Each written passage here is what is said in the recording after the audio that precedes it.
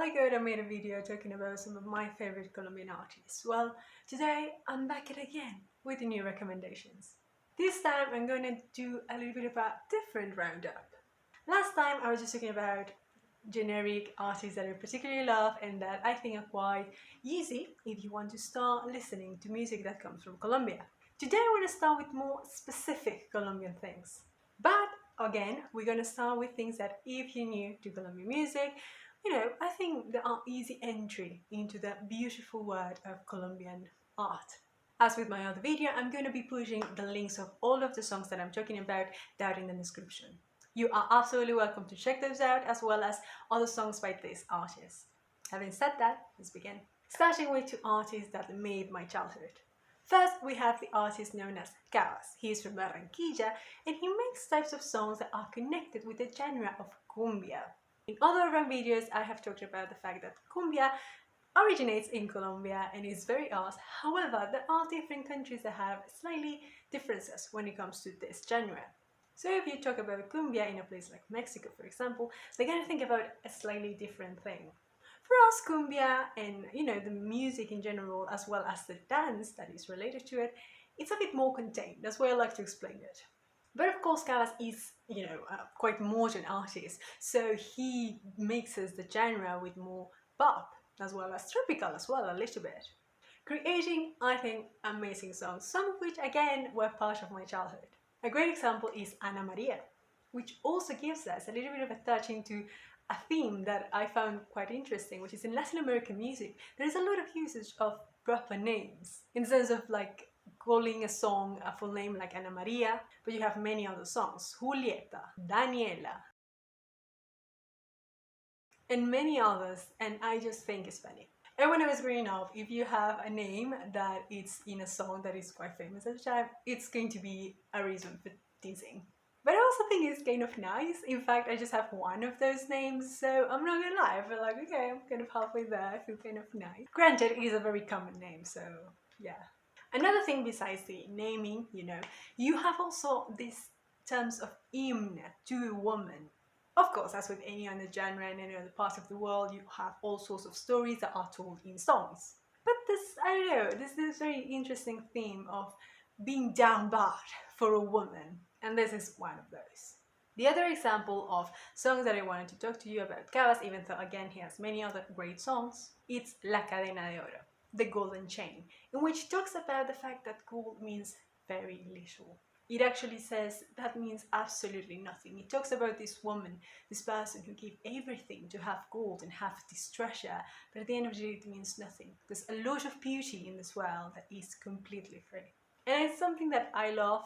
It puts together beautiful genre and has these amazing lyrics, and all of it together I quite appreciate. Not that every song needs to have a meaningful lyrics, I can vibe with basically anything.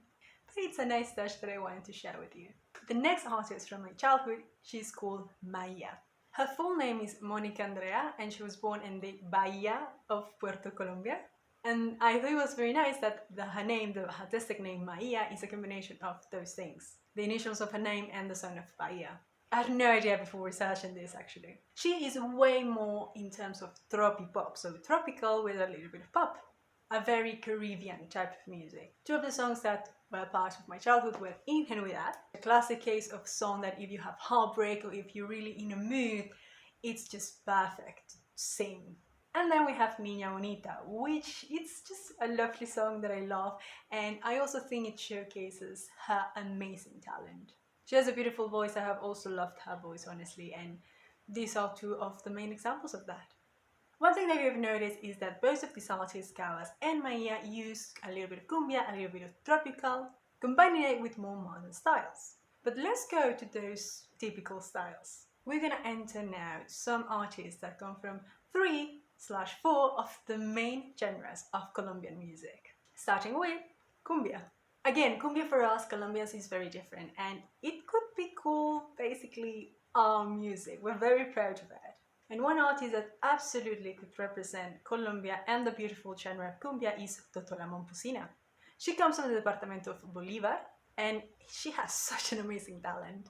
And one of the main songs in regards to cumbia is called Yo Me Llamo Cumbia. From here on, most of these songs, like types of songs that if you put on and you wait for a little bit, you're gonna realize who is Colombian. Granted, many of these are loved by many Latin American people, but that kind of proudness is gonna show. At least if I listen to them, I'm gonna show how proud I am. Another song that Totò la Momposina sings gives us that sort of fourth genre that I was talking about.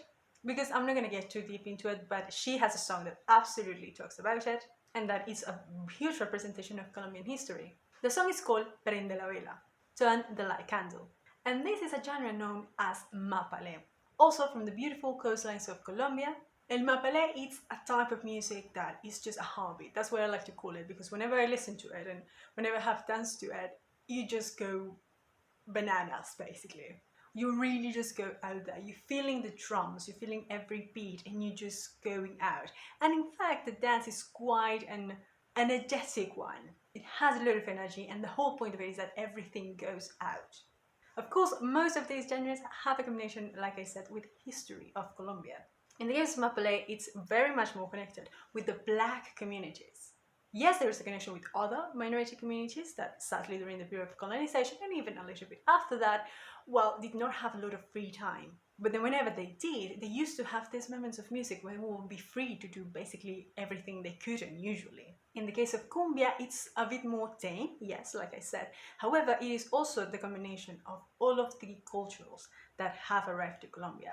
Colombia is a multicultural country, and even before it was, as a constitution, a multicultural country, cumbia is the main example that it's built upon multiculturalism, which also is one of the reasons why I think I'm so proud of it.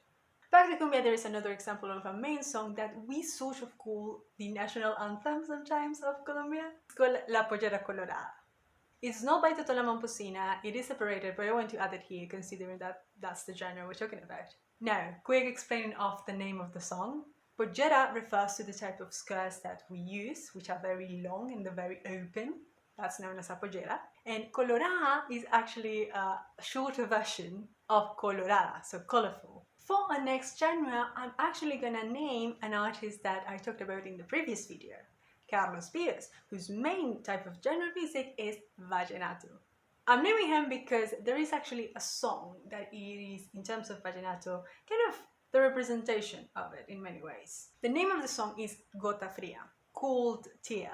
Let me explain the story to you. The song was made by Emiliano Zuleta in the 30s. And in the song he talks about how once upon a time he was in a sort of rap battle, but for vallenato. You know, that quick back and forth between two contestants? He was going against Lorenzo Morales, another quite known person at the time.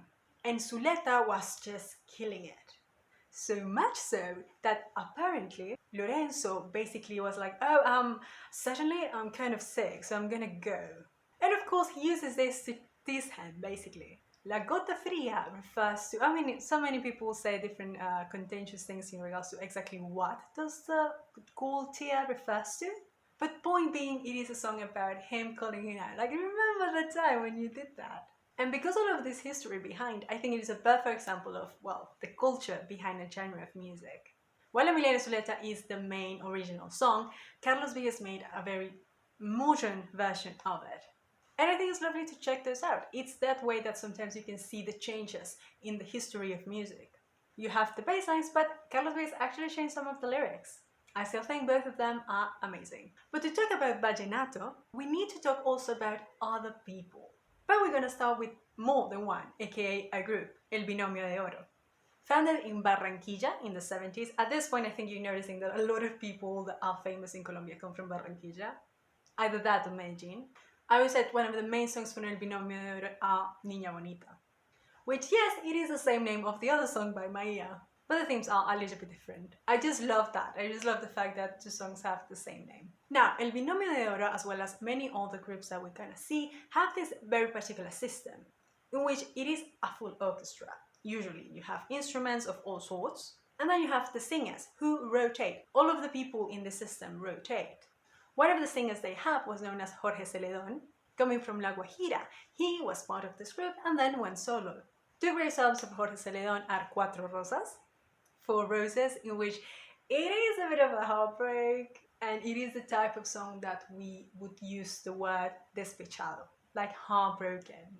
And there's another song that I love from Jorge Celedon, which is Esta Vida. This life is a thankful song, really, to life, and I think that's beautiful. Again, no, not all the songs need to be hymns to life or to love or whatever, but when you have these very nice songs that, they're very simple, we're not talking about anything fancy, it's just a thankful song to life, and sometimes you need that, and I think that's beautiful. While Binomio de Oro, again, considering it was created in the 70s, Jorge Celedon is a bit more, medieval times. For the most recent wave of Vallenato, we have artists like Silvestre Dangond.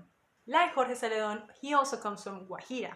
He made a song similar to Carlos Vives, like a no song that he then remade. The song is called El Santo Cachón. And I'm not going to explain to you absolutely any of it. I'm just going to, like I said, put the links down below of both the original version and the newer version. And that's it. Just enjoy it. Now, going a little bit back into more modern ways of entering the genre of music, Silvestre Dangond actually made a song with Nicky Jam. The song is called Cásate Conmigo, Marry Me. And I think it puts together both genres beautifully, actually. Reggaeton and Vallenato.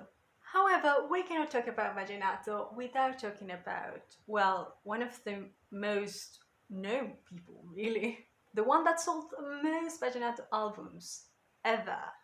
Diomedes Diaz. Also from La Guajira, here's when you see a pattern, like we said with Barranquilla, of artists with genres. In fact, La Guajira, if you see a map, is quite closer to Venezuela, and Vallenato is one of those genres that we share with them. From La Guajira up north all the way down to the Orinoco area. Diomedes Diaz was also known as El Cacique de la Junta. Basically, he became so good and so famous at it that this name represents El Cacique, aka the chief, of the Junta, aka, the group of people, in this case, in terms of Vallenato.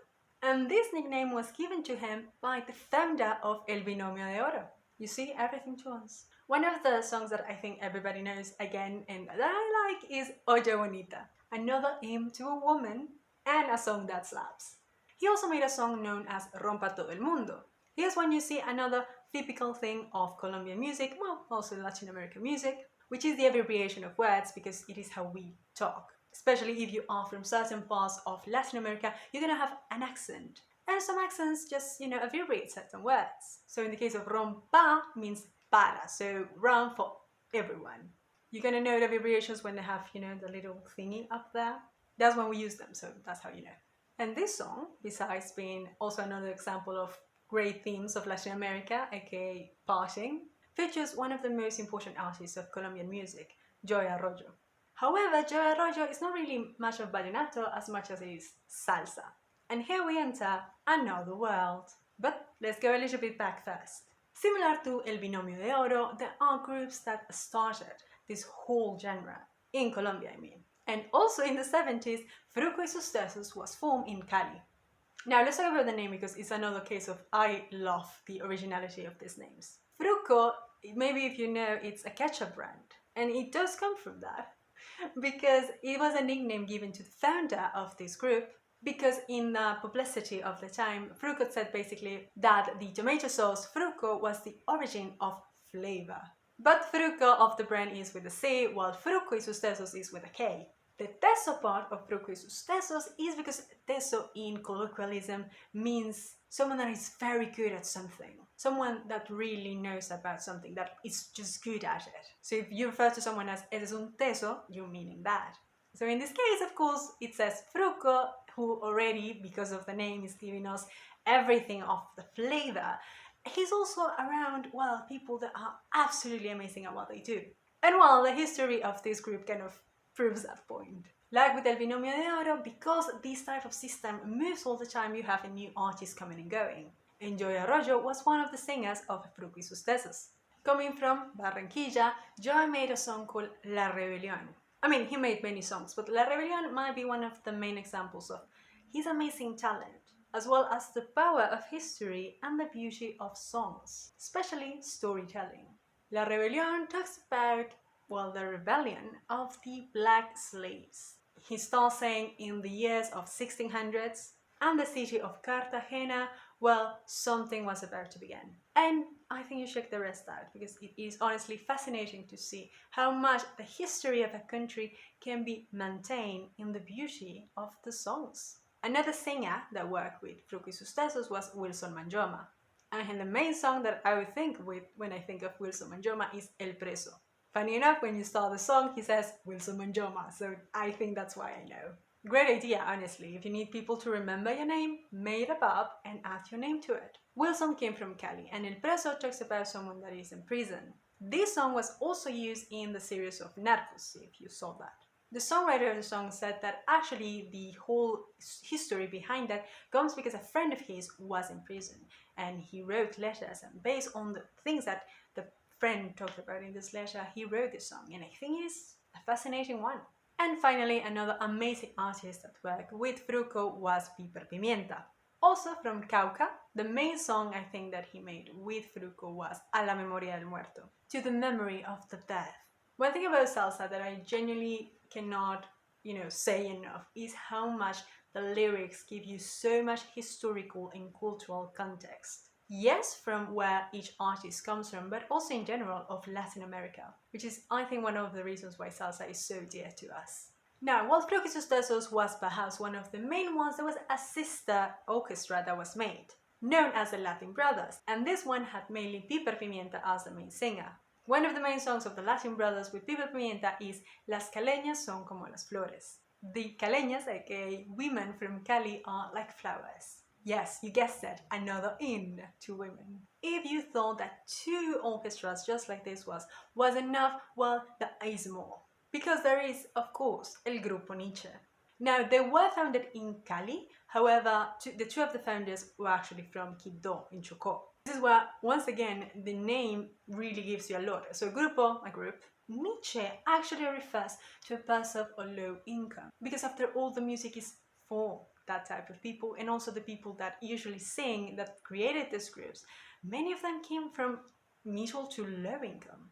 One beautiful example of a song by Grupo Niche is one that I was quite happy that I saw trending in TikTok, known as Ana Milé. Yes, another song with the name Ana, that it is just a bop. I love to dance to that one.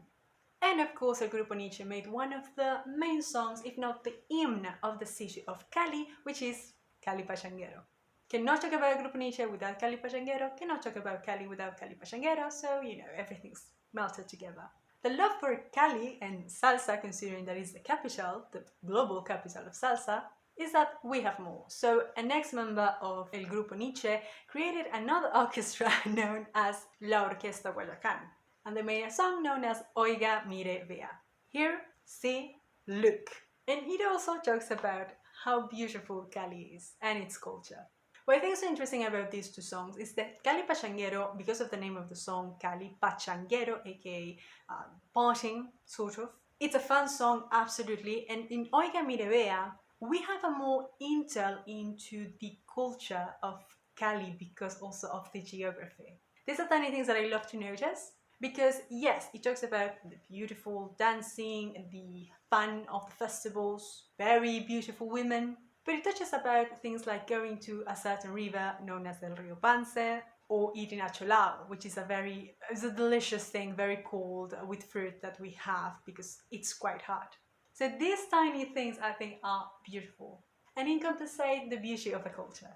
A culture that is still very much present because we have groups that even now are still going. The beauty of these groups is that because of this rotating system, they can keep on going. They can still sing those songs, and yes, of course, many of them are quite much connected with the artists that originally sang them, but we can still have a lot of fun with them.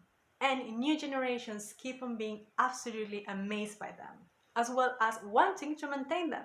So we have new groups, and in fact, I want to end with Cali Flow Latino. In terms of times, it is a very modern group actually, that has made absolutely bangers. One of which is Paguao Paguao, and I love this video and I would highly recommend you to check it out because it also has a lot of dancing. The song is great, but it's also interesting that it kind of explains and showcases in the video some of the typical steps from salsa from Cali, salsa caleña that we call. And it's just lovely to see all these people of Cali just dancing, having fun. I love it. Also another song from them that I wanted to say, which is Boogaloo. Why did I want to talk about Boogaloo? One, great song, but also because Boogaloo as well as Mambo are what I like to call cousins of salsa. If I say mambo, a lot of people are going to think of like mambo italiano, perhaps, but no, I'm talking about mambo Latin America. They are very much connected, and even I sometimes struggle to understand. Often, not a song is gonna, either on the title or at some point of the song, it's gonna say boogaloo or mambo, and that's how you're gonna know. Sadly, I'm not that cultured in music. I just like music. So I would struggle very much to actually explain to you all of the technicalities. I would say that another way that I could sometimes see the difference is in the dancing. Because, they have these different aspects to them. But after all, they all are bops. The reason I say that is because sometimes Boogaloo can be called as a genre itself and you can find things separated from salsa. But it is a little bit all interconnected, so that's why I wanted to add it to this one. And with Cali Flow Latino, we went all around to more than music. So things that perhaps you can, use to get into it. Of course, I'm very proud of Colombia and the amazing culture that we have and all of this amazing talent. You're absolutely welcome to check them out. Maybe if you knew some of the songs, which one is your favorite? If you have other recommendations, I would gladly love to know. In the meantime, I'm gonna go and have some fun because now I want to dance. Bye!